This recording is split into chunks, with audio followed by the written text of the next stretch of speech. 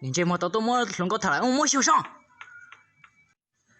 Ủa, phong dư nếu Xin mời.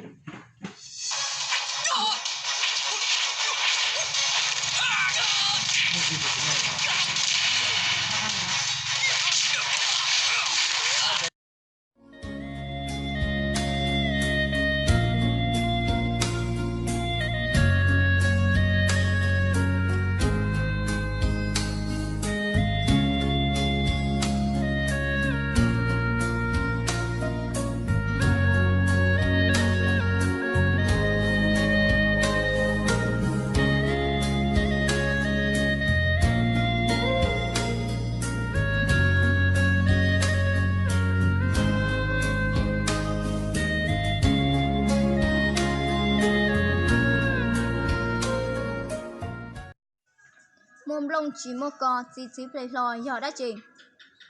mồm lông chỉ một cả tí plei lo chỉ do lúc bé cháu sư Mồm lông chỉ một chè chỉ plei lề giờ đã chị thia. nữ do lúc gì bốn lưu là gì do lúc gì lấy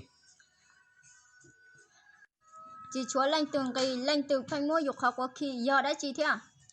nữ do tụ công sở bên tàu Tập ba số ya chỉ hỗn đôi anh giờ đã chị. nữ do lò phước xanh là gì tàu phước xanh Nói pla trầu khí bỏ sổ to hầu giờ đã chị. nữ do lúc con nan tỷ số Đã chị thổi dụ bự nửa sáu thiết thổi dụ sáu nửa họp bự.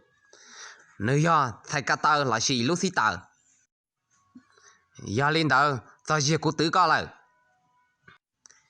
tí sinh lầu cứ tàu nhận tàu tàu nữ tụ tu bùa tí sinh lầu tua tí sinh lầu tụ tu của đại chỉ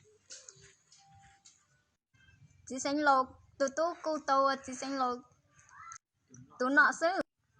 nữ chỉ là lý cả hai Giờ đã chị nè.